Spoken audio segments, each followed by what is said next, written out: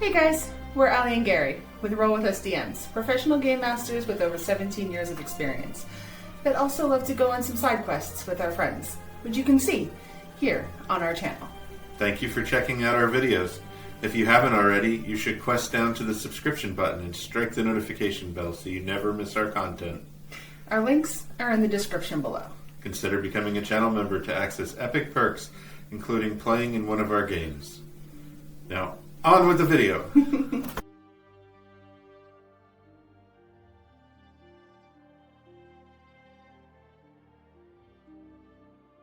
All right. It is short rest time. Wednesday, 4 p.m. Eastern. Busy day. Packing up. Moving stuff over. Babysitting. And today, I just feel like some water. So we're going to take a short rest with some water. And also, just to mention a shout out to my wife, as it is our 19th wedding anniversary today. And I have some topics that were requested based on the short rest that went up on YouTube last week. A viewer had requested that I talk about a couple of the other DC20 classes and compare their second level features to the second level features from other systems like 5th edition Dungeons and Dragons, possibly also Pathfinder 2nd edition. My focus will be more on the comparison to the 5th edition equivalent, as DC20 pulls more heavily from 5th edition, so the comparisons are probably going to be more applicable there.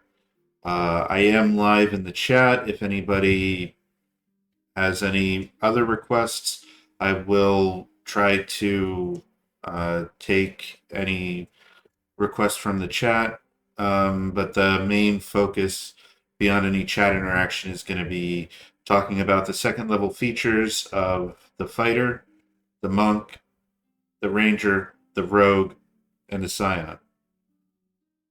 Scion is going to be the last one that I'll talk about for a couple reasons, one of which is there's not really an equivalent to the Scion in 5th edition. There may be some classes in 2nd edition Pathfinder, which I'm not super familiar with. Ones that come to mind is maybe the Psychic, but I feel like that's probably a bad comparison in how the Scion actually works. And I would say that the Scion is not even really like the Kineticist either. It really doesn't have a very good equal in either system. So the other thing is that the Scion, I just heard last night during the Dungeon Coach's live stream that the Scion is going to be leaving the core game. It will still be a class, but it's going to end up in an expansion or possibly the DC20 magazine. With that said, I'll still talk about its features, but it's just not as easy to compare. So, all right, let's get on into it. Oh, before I do, if you look behind me here, you'll see that I have set up the library in the new house, so it's now behind me, and yeah, proud of that accomplishment today. One of many. All right, fighter.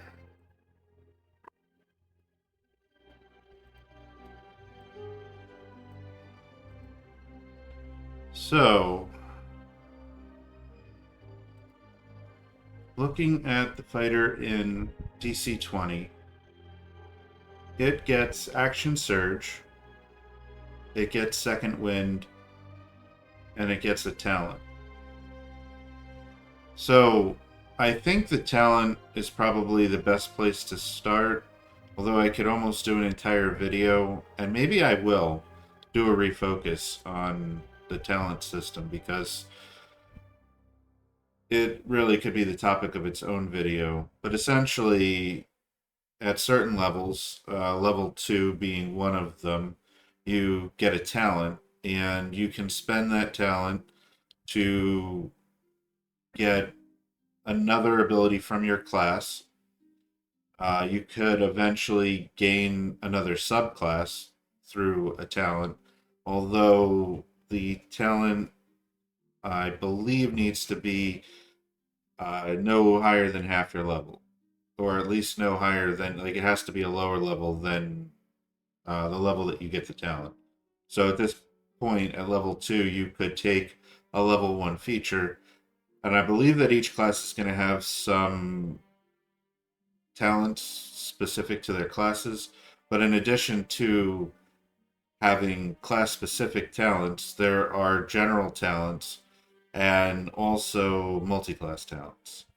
So the really cool thing is if you use a multi class talent, you can go and snag any one ability from another class that is of a level appropriate. So, for example, you're level 2, you could snag the Barbarian's Rage as an example. You wouldn't get anything else from the Barbarian, just their Rage, but I do like the flexibility of they have what they have done with the multi-classing talents. Just engage with the chat here quick. So yeah, I could again just spend an entire show just talking about the talents and how cool they are, but I'll just throw my 2 cents out there quick and say that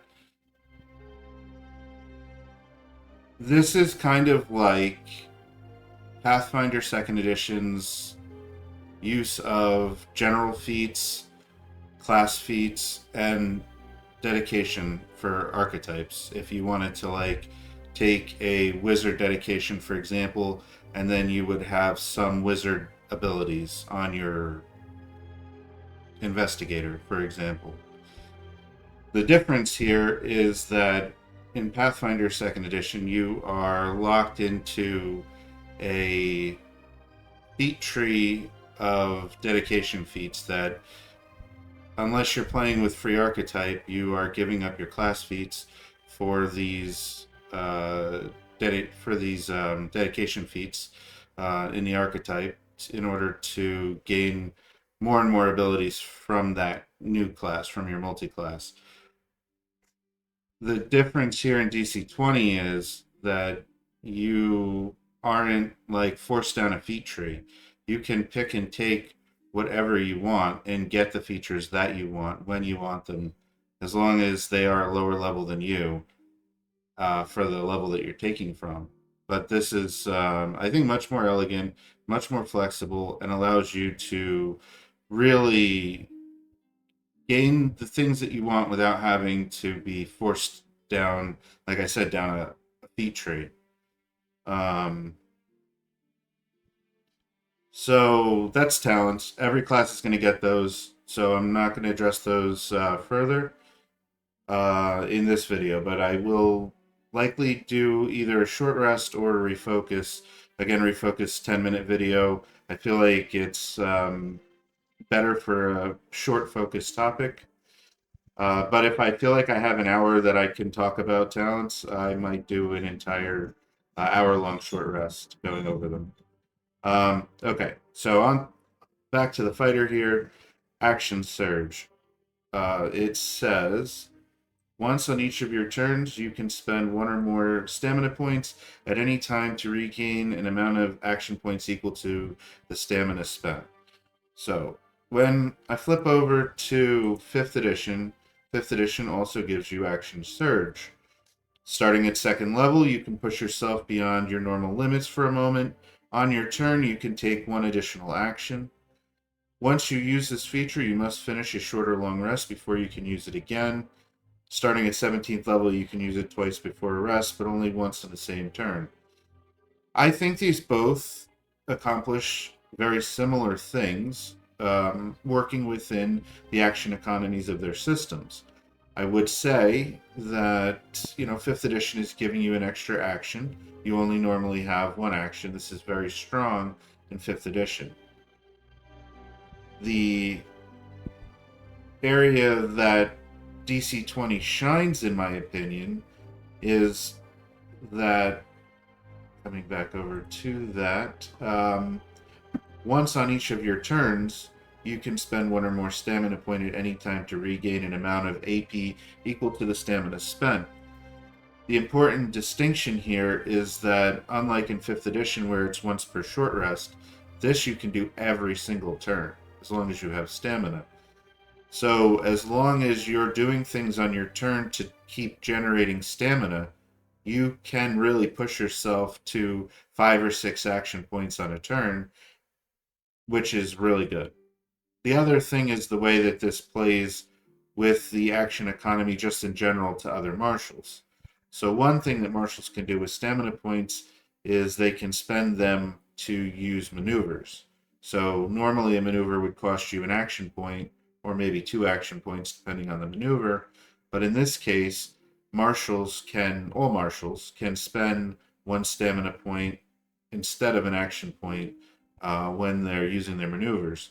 What I've seen the marshals do with this is essentially get 5 action points on a turn as long as they're spending at least one of them on a maneuver. Still very strong. And sometimes, like in the case of the rogue, they can use a maneuver called expose, which is 1 action point, but they can use their stamina on it. Expose makes the creature grant advantage on the next attack against them.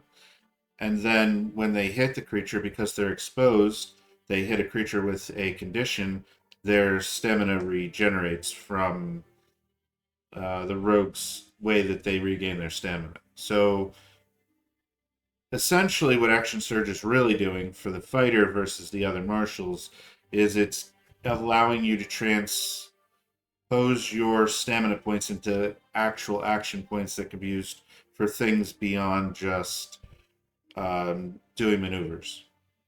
But it's really cool, and again, you can use it every turn, unlike in 5th edition. And again, I think this feeds into one of what I feel is DC20's greatest strengths, which is that it allows the classes to do the thing that they want to do consistently without being locked behind a short rest, a long rest. You can just really go all into that class fantasy of doing the thing that you and the class that you're playing wants to do. So, looking at Second Wind. So, this is a first level ability for fighters in 5th edition. So, we're getting it here at 2nd level in DC20. The DC20 version, when you are dealt damage that would reduce you to 0 or lower, you regain 2 stamina points and gain an amount of temporary hit points equal to your prime modifier that protects you from the triggering damage. Once you use this feature, you can't use it again until you complete a short rest. Not too bad. Not too bad the fact that this is gated behind a short rest, because it is pretty potent in that you get hit, it would drop you to 0 or lower. You're going to regain your stamina, which the fighter wants, so this will help you also shrug off being weakened. And then you're going to gain, at level 2, it's going to be 3 temporary hit points. Most damage in DC20 is usually 2 to 3 points, so odds are this is probably going to keep you on your feet.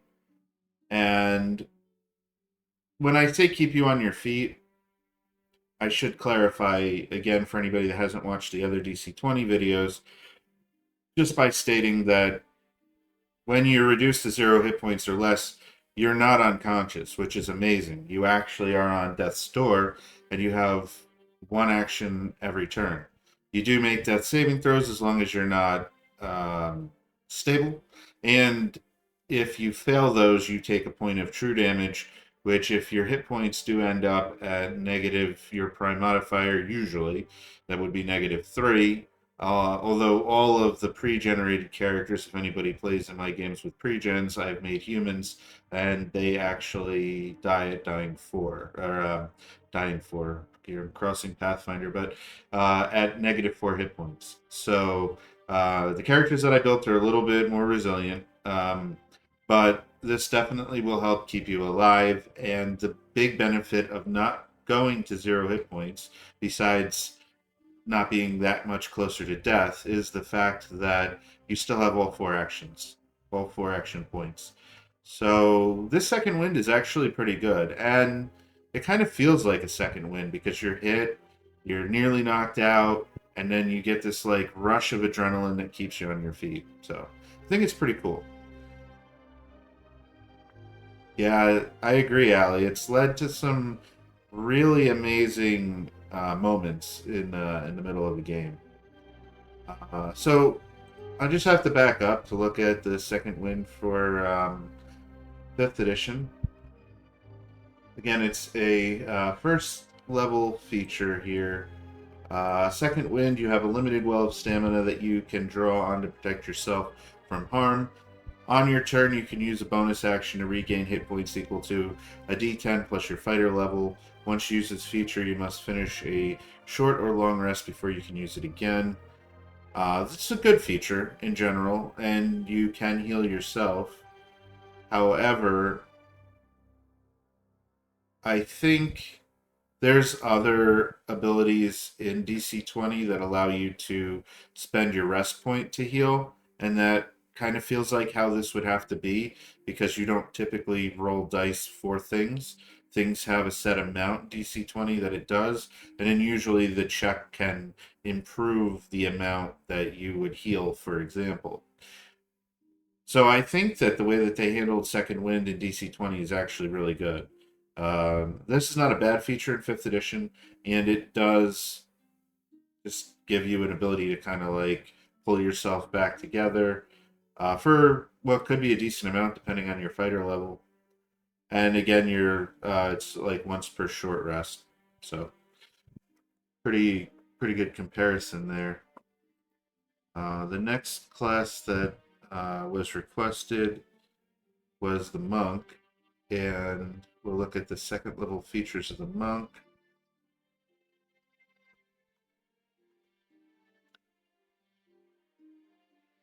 So spiritual balance, that looks like that's what's giving us our key points. So just like the fifth edition monk, you're getting key points at second level. You have a number of key points equal to your stamina points. So marshals typically have 1 stamina per level, so this is going to be 2 key points along with your 2 stamina points. When your stamina point maximum increases, your key point also increases. So at level 3, it should be 3 stamina, 3 key, which is also equivalent to 5th edition. Regaining key. When you spend a stamina point on your turn, you regain a key point. While out of combat, any key points you spend replenish immediately. Can I just say, wow, that is amazing. So what I'm looking at right here is this regaining key. Because in 5th edition, you do get your key back on a short rest. But this is giving you key back whenever you spend a stamina point, which you probably want to do. As I had mentioned before, marshals, which the monk is, can spend their stamina on maneuvers instead of their actions. So you could, in essence, as a monk, like use a maneuver, say expose even, give yourself advantage on an attack, and then you hit them. And if you hit with an unarmed strike once per turn, the monk regains their stamina. So you regain your stamina, and then when you regain that stamina, you also regain a key point. I mean, that sounds pretty good to me. But topped off with the fact that while out of combat, any key points you spend replenish immediately. No short rest needed. No trying to figure out if you can squeeze an hour rest. You just automatically get all your key back, just like your stamina points when you finish a combat. Bravo, DC20, for fixing the way that key works. But the important thing would be too to see what can you do with the key. So let's take a look and see what key can do. You can spend one key point at any time to perform one of the activities listed below. So let's see what we've got here. I'm going to see if I can't zoom this in a little bit more. That's better. Okay. Key, let's see. Deflect attack. When a creature misses you with a ranged attack using a physical projectile that targets your physical defense, you can catch the projectile with a free hand. Additionally, you can immediately redirect the attack as part of the same action at a different creature that you can see within 5 spaces. Make an attack check against the new target. Hit, the target takes the projectile's normal damage. So this is essentially Deflect Missile, which monks in 5th edition don't get until level 3. And let's see, when a creature misses you with a ranged attack using a physical projectile. So, yeah, they shoot an arrow at you if they miss you, which there's a good chance that they will actually, because the monk character that I built has one of the highest physical defenses of any of the characters that I built. Maybe only the barbarian had a higher physical defense. The unarmored defense in DC20 is really strong. Like, I think the monk had a 15, which might not sound like a lot, but I have characters in heavy armor with a 12. So, but then again, your to hit is only +4, so it's not as high as in 5th edition. So I think it's, like the lower ACs are fine, but when you get to a 15 AC, like, it's not really easy to hit the monk, really. And when they miss you with that arrow, you don't even have to do anything. You spend a key point, you catch it, if you want.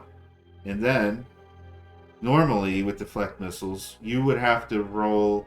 You know what? Let's actually look at it, right? So we can... I'm going to skip ahead to deflect missiles, because that's what we're talking about. At 3rd level, you can use your reaction to deflect or catch the missile when you are hit with a ranged weapon attack. So you actually have to be hit in 5th edition in order to use this ability, which is kind of weird. I like the DC20 version because the attack misses you and you catch it. It actually, story time, reminds me of something that happened last night in my campaign I was running. I had a huge giant crab, not just a giant crab, but a huge giant crab that was trying to protect its treasure, and the barbarian threw a javelin at him and missed. And the area was protected by a bubble that was surrounded outside the bubble with boiling water. So the crab knew that he needed to protect this bubble from the like any kind of piercing weapons. So he, the barbarian chucks this javelin and misses, and the crab catches the javelin. For flavor, I had him actually catch it, and it just reminds me of the way that DC20 handles this deflect missile ability. But anyway, just to go more into this 5th edition version, when you do so you're hit with a ranged attack. When you do so, the damage you take is reduced by a d10 plus your dexterity modifier plus your monk level. So you do have a pretty good chance of reducing that damage to 0. If you do reduce it to 0, you can catch it if it's small enough to fit in a hand. If you catch the missile that way, that's when you can spend the key point to make a ranged attack. And usually it's not advisable. If you talk to optimizers, they'll tell you that actually throwing the missile back is not usually a good use of your key.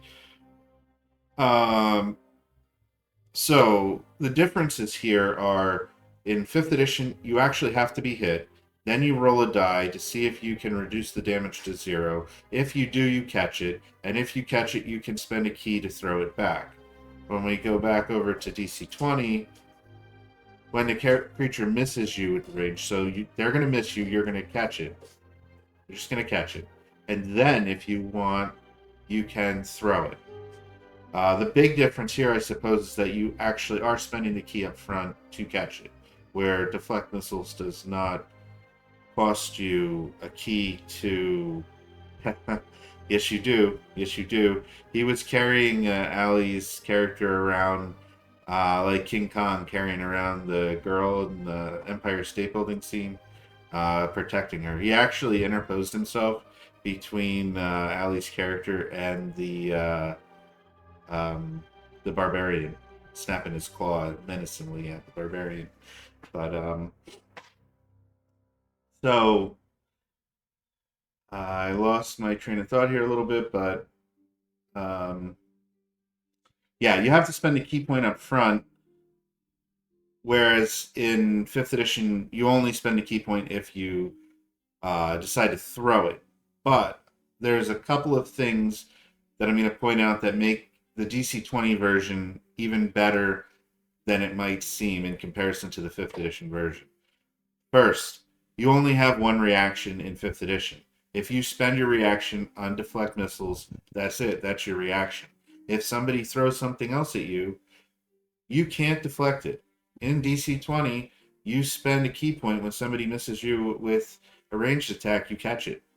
Somebody does this to you again, you can catch that also, because you can spend all 4 of your action points on your reactions. So this is way more flexible, powerful in that regard. Yeah, like, you don't run into that situation that you do in 5th edition of Pathfinder where it's like, oh, I burnt my reaction and now I can't do anything. So, just really cool. And, oh, the other thing was how easy it is to get your key back. So spending the key on this is not that big of a deal because if you regain a stamina, you regain key, and once you're out of combat, you regain all your key just like you regain all your stamina. So, very cool. All right, let's see what else you can do in DC20 with key. Slow fall. Reduce the damage you take from falling by an amount equal to your level.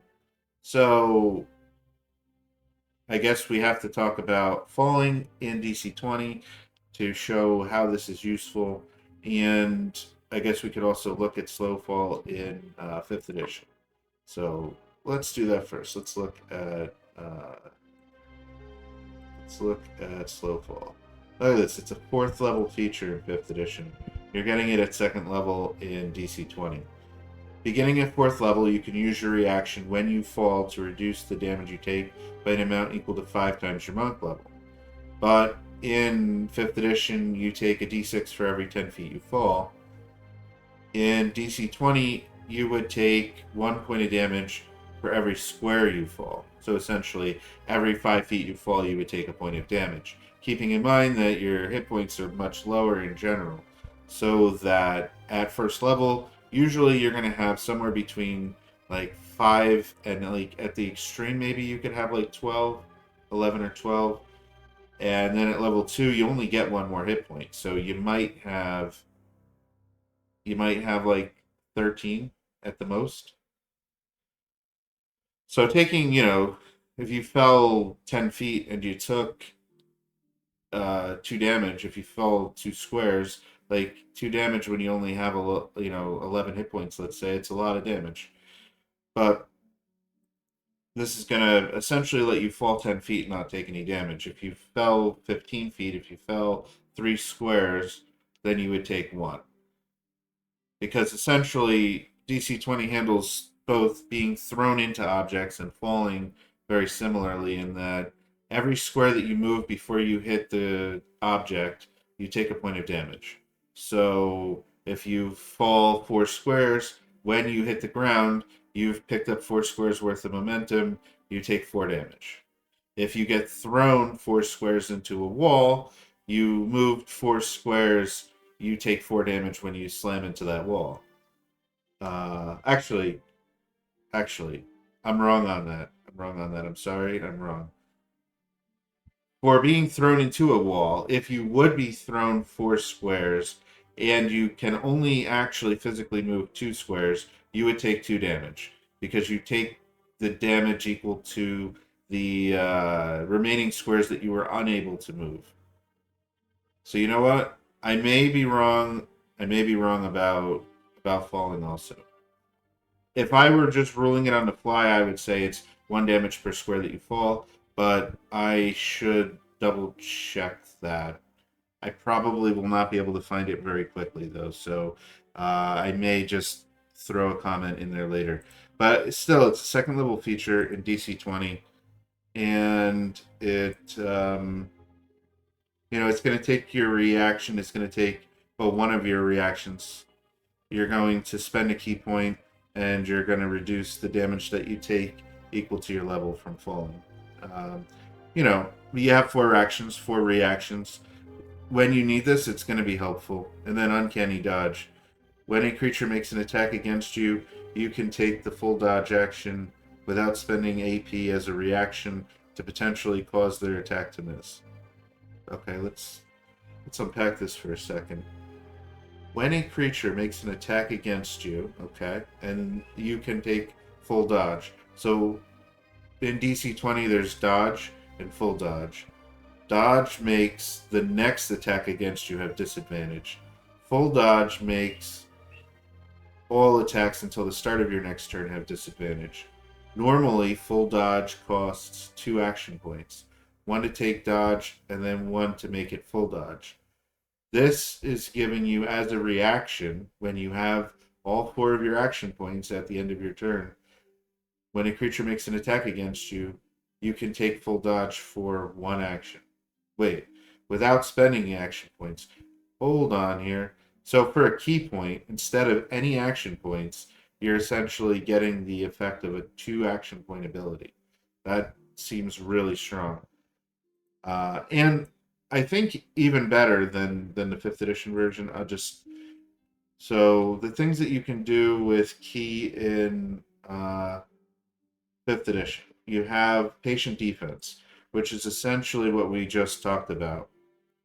You can spend 1 key point to take the dodge action as a bonus action on your turn.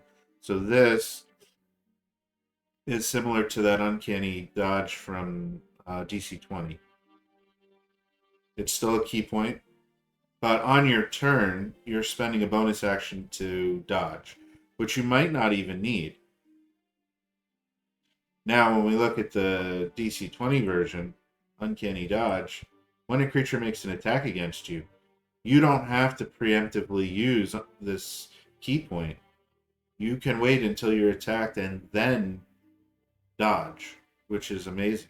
It's amazing within DC20 itself, and then when you compare it to the 5th edition version, it's even better. So, yeah, super cool. The other things that you could do with the key in 5th edition, Flurry of Blows. Immediately after you take the attack action on your turn, you can spend 1 key point to make 2 unarmed strikes as a bonus action. Again, you're getting that at first level in DC20, Flurry of Blows. It works differently because it works within the action economy of DC20. But if you watched the video where I talked about the monk, I thought it was very elegant, especially in comparison to both the other monks, where this is letting you make 2 attacks as a bonus action. The Pathfinder 2nd edition version was that you could make 2 attacks for 1 action, which is good, and only once per turn. But the DC20 version is that your unarmed strikes don't incur disadvantage, which essentially, since you're not taking a multiple check penalty of stacking disadvantage to make multiple unarmed strikes, you can throw as many actions as you want into unarmed strikes, which is really cool. And then I would say with the talents, if you were to take eventually, because at level 2 you couldn't take Action Surge, but if you took Action Surge from the fighter, and then you were able to dump your stamina into more action points, you could get like 7 unarmed strikes without any disadvantage.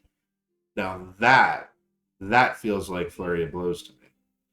So again, DC20 for the win, I think.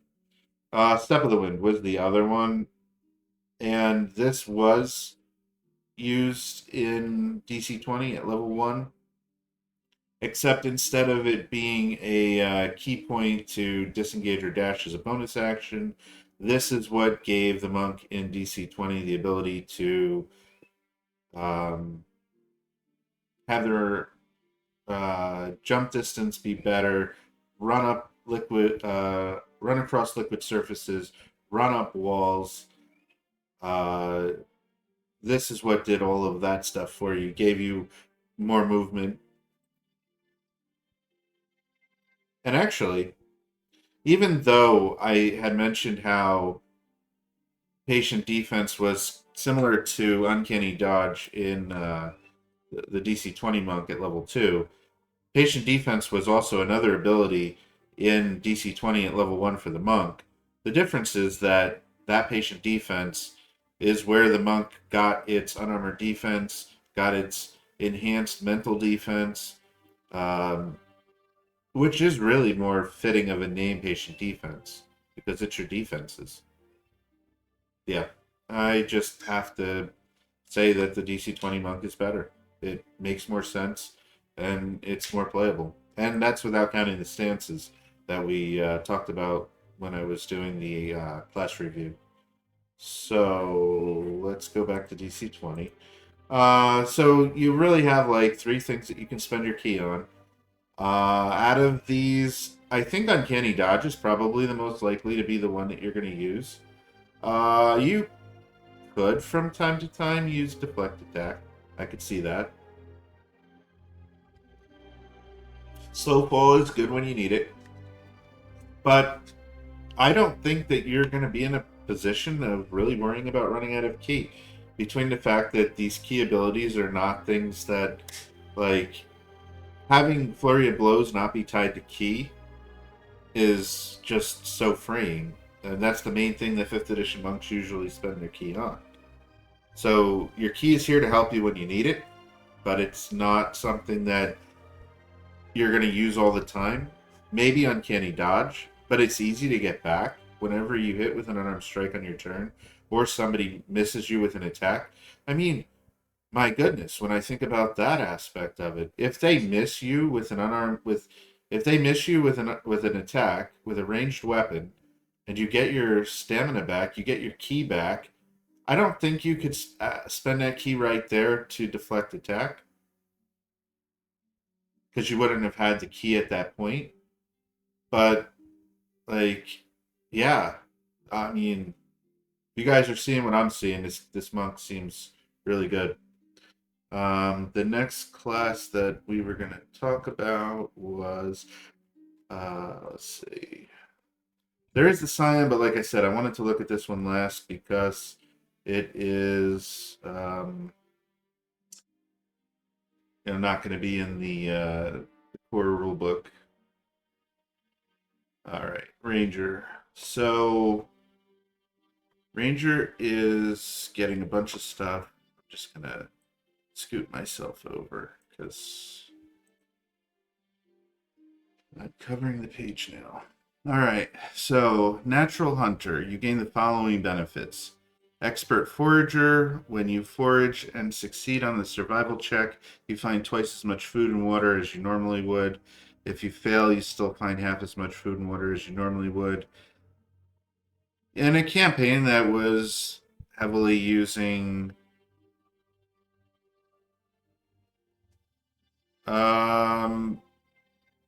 I believe, yes. Flurry of Blows ignores multiple check penalty only 4 times. That's because you only have 4 action points on a turn, I believe. But let me go back up and take a quick look at that just to see. Let's see.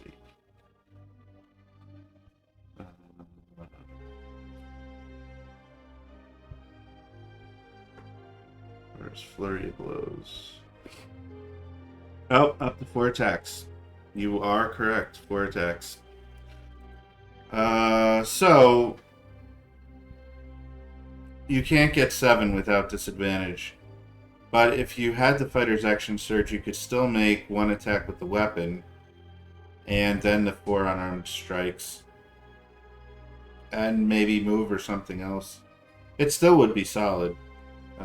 But thank you for the correction.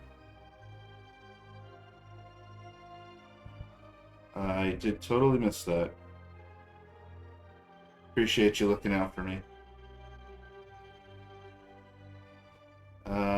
So, the expert forager, I would say, if you were in a campaign where survival and food and hunting and that kind of thing mattered, it seems pretty good. Expert tracker. While tracking other creatures, you also learn their exact number, size, and how long ago they passed. Uh,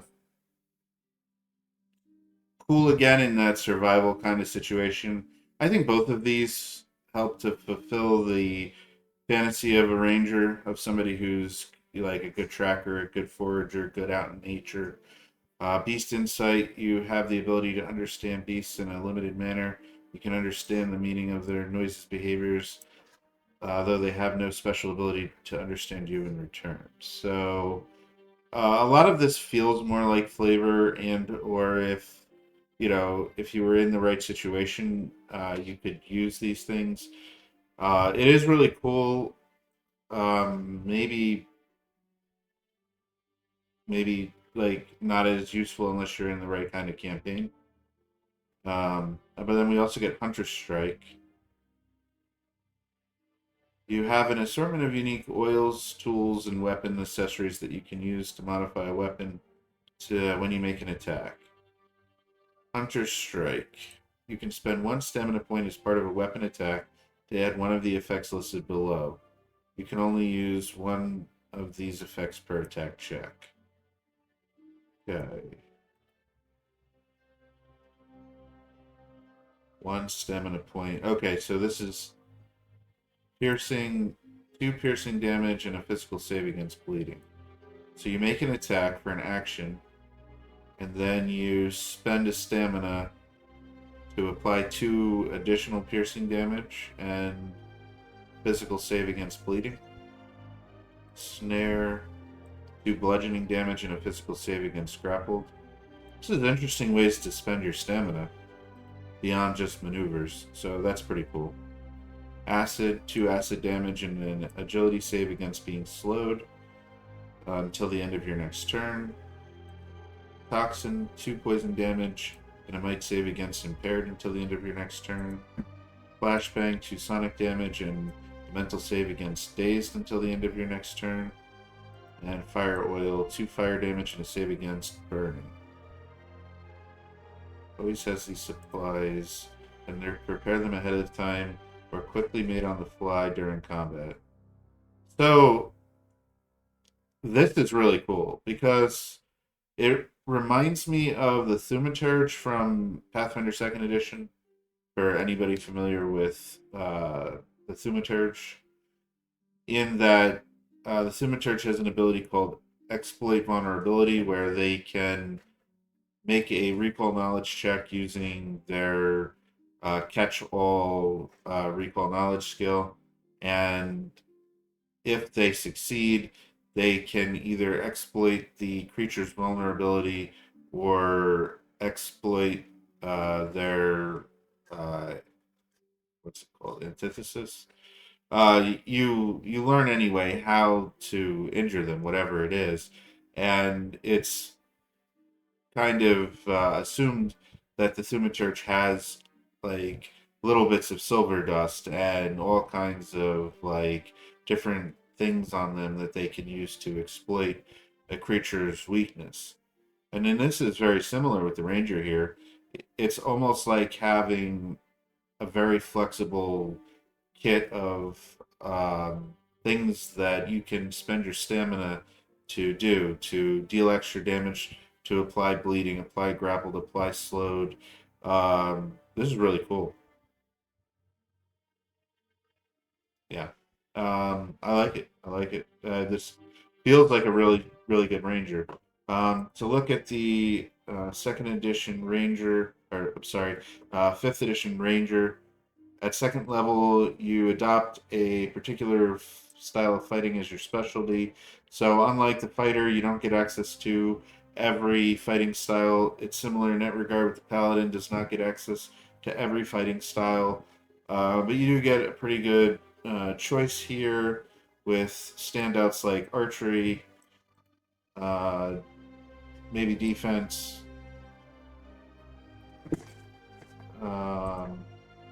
If you needed cantrips or wanted cantrips, Druidic Warrior gives you some cantrips. Two-weapon fighting is typically considered weak in 5th edition, but there is the option to take that here. And then the other thing that 5th edition Rangers get is spellcasting. So, Rangers in DC20 are not spellcasters, which is similar to the Rangers in 2nd edition Pathfinder, where the Rangers are not spellcasters. They are primarily fighters, like warrior types that are good in a natural environment.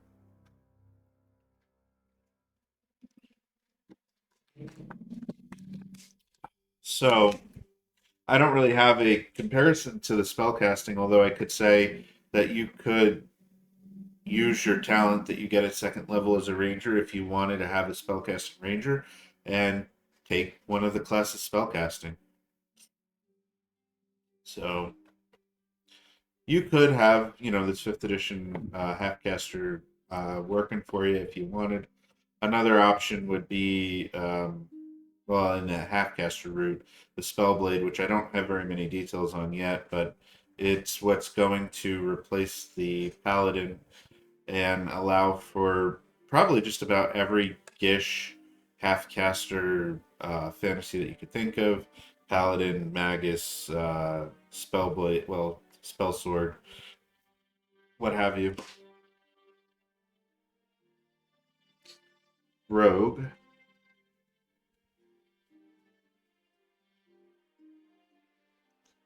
So, Rogue is getting level 2, Unseen Ambush. You have advantage on stealth checks made using the hide action. When you make an attack that has advantage from being unseen, you can spend 1 or more stamina to deal an extra 2 damage per stamina point spent. So, the cool thing here is that the rogue has advantage on stealth checks to hide. I mean, that's what they want to do anyway. And then when they make an attack that has advantage from being unseen, which you would have from being hidden, which you have advantage on that check. So this ability is just building on itself. You can spend your stamina to deal an extra 2 damage per stamina spent. You have 2 stamina at level 2. You can get an extra 4 damage on this. You're going to be making the attack with advantage because you were hidden. You're getting, if you dump your extra stamina into it, that's 4 damage. The bow is probably going to deal another 2 damage. That's 6 damage. Since you're attacking with advantage, you're probably going to get a heavy or brutal hit, which could be another 2 damage. If it was brutal, let's say, that's 8 damage. And if you had a condition on the creature, I don't know if just being unseen, that's probably not a condition. I would have to look into that. Do apologize. But you could easily put a condition on somebody first, or maybe they have a condition, and then you hide. But you would be able to add your Sinister Strike, and you could probably get another +2 for exposed. So you could be looking at like 10 damage with this Unseen Ambush in a system where monsters are probably going to have between probably baseline about 5. You could have things with as little as 2 or 3, and like at the top end, I think Coach said that he had one monster that had like 40 hit points, but it was like a boss. So I don't think that's probably normal. Most things are probably going to be in the probably like 5 to 12 range, depending on what they are. You're going to do massive amounts of damage with this. Evasion, when an effect you can see deals damage to you, you can spend an action point as a reaction to half the damage against you. If the triggering effect deals half damage on a miss, or when you succeed a save, you take no damage instead. So this is like, I think it's 7th level rogue ability.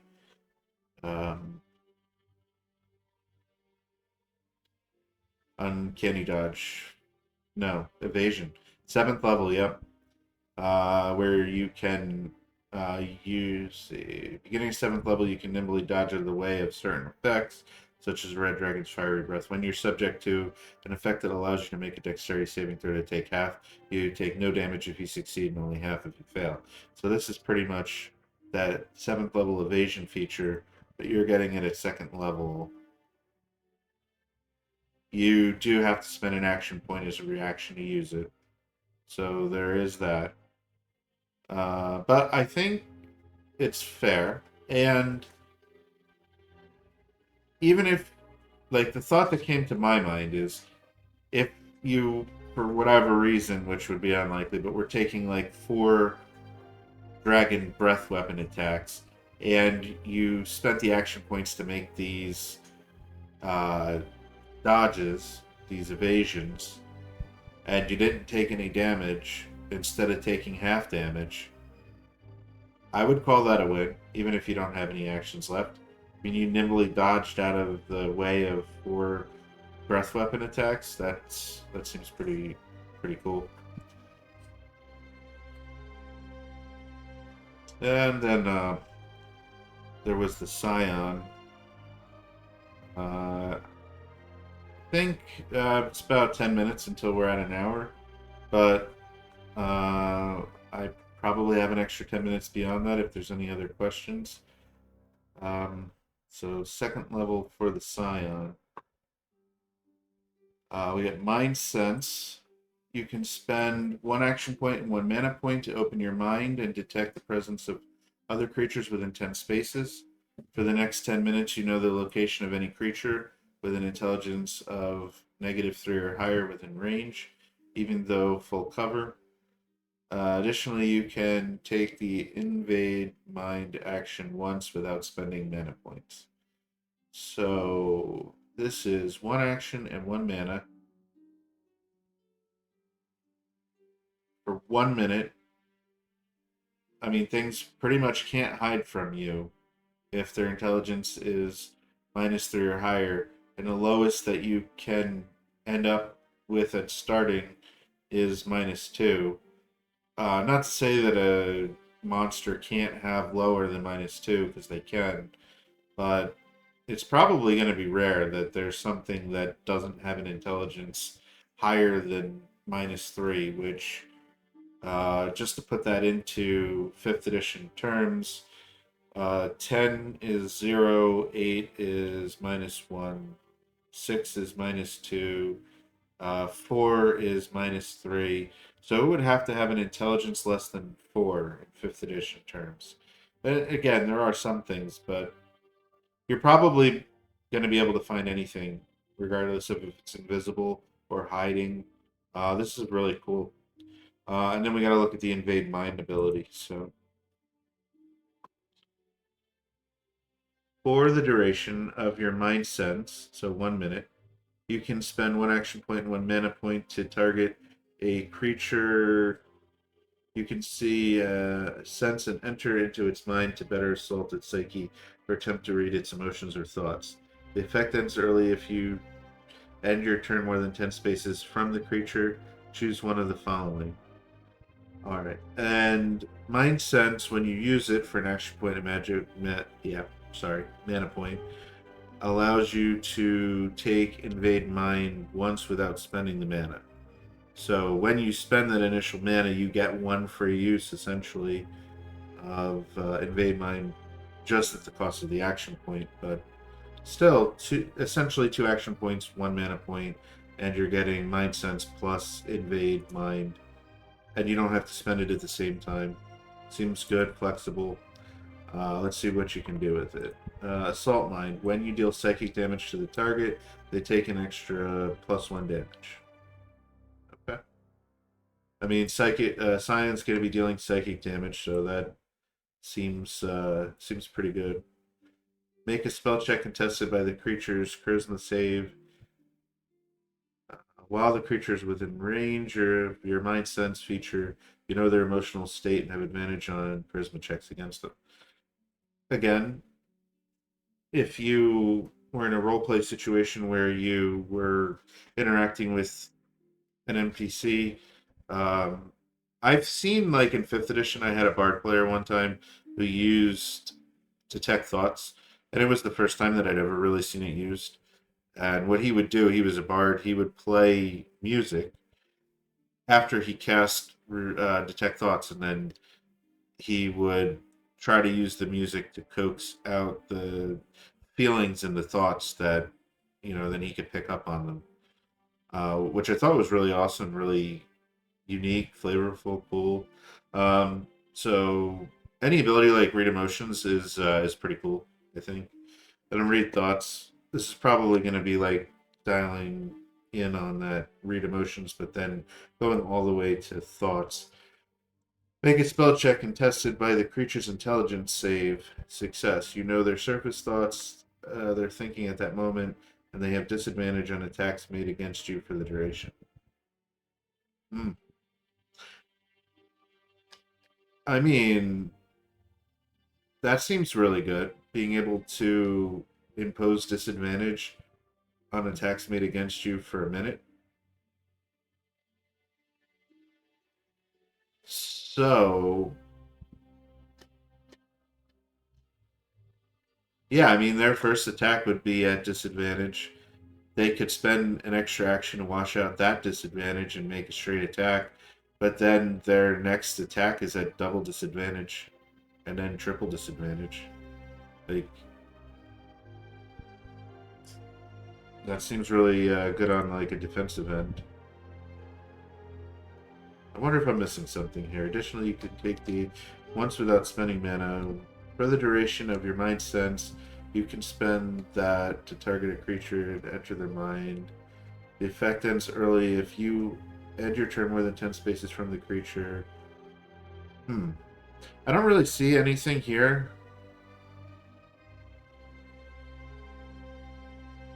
Yep, exactly. In the last live stream that he did last night, he said that the Scion will be added either via an expansion, which would be like very shortly after the initial Kickstarter, or the DC20 magazine, which is going to replace his D&D 5e magazine that he was putting out.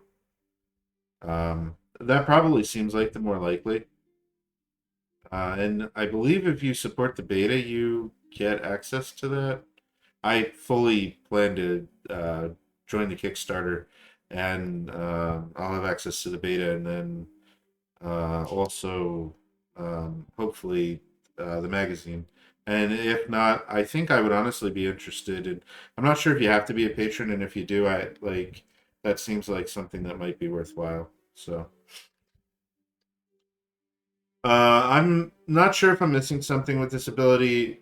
I don't see anything here that says that you can only do this ability once. The first time you do it, it doesn't cost you the mana point.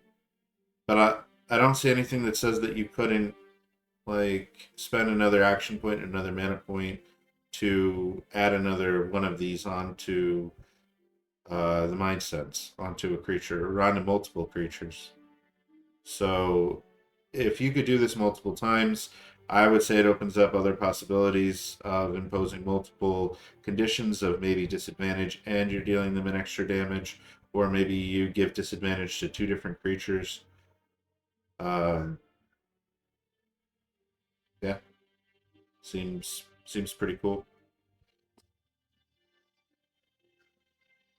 I had Archives of Nethys keyed up and ready to look at uh, Pathfinder Second Edition content, but I don't think it was really necessary because these classes draw more from Fifth Edition than they do from, um, yeah, more from Fifth Edition than from Pathfinder. So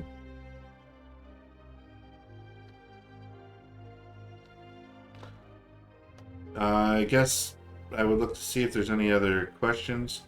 I see one of my favorite viewers is still in the chat, I think. So if you have any other questions that you would like me to look at or topic, I'd be more than happy to do so. I appreciate you and your support of the channel, of my videos. If you're ever interested in playing in one of my games, I am trying to get the Hunted, which is from the alpha, onto startplaying.gaming or Start Playing Games. The links are in the YouTube description, I believe.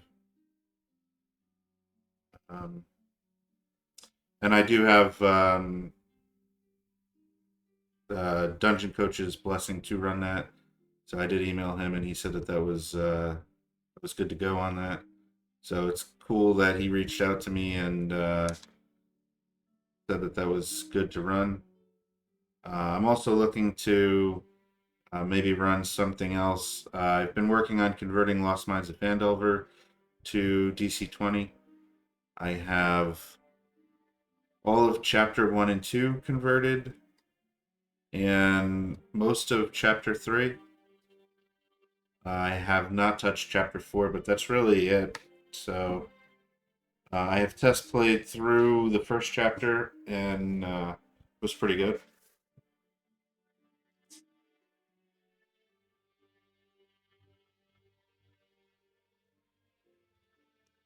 So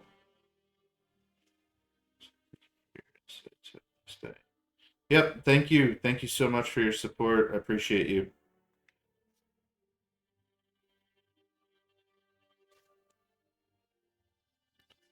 All right, well, I guess with that I will end this short rest.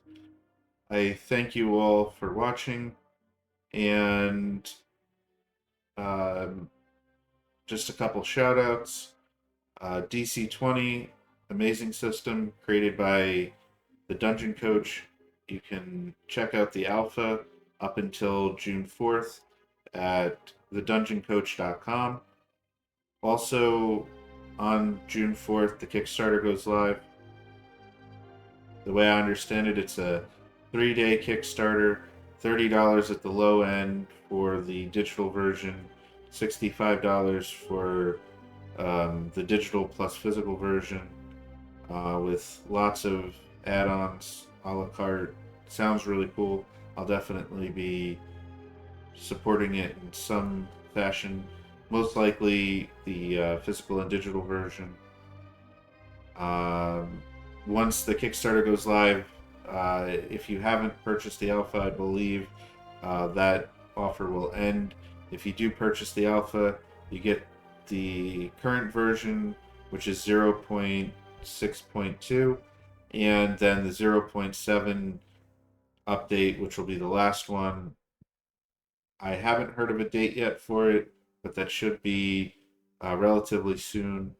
And then once the Kickstarter comes, it'll just be the beta version, which will go to Kickstarter backers. So if you're interested in DC20, I would recommend checking out the beta. If you want to play in one of my games, I'm going to be hopefully having The Hunted, which is the official short adventure from the alpha, available on Start Playing Games. And yeah, I'm gonna sign off. Thanks for taking this short rest with me, and I'll catch you on the next one. Thank you for watching. If you enjoyed the content that you just saw, consider joining one of our games at startplaying.gaming/roll with us DMs.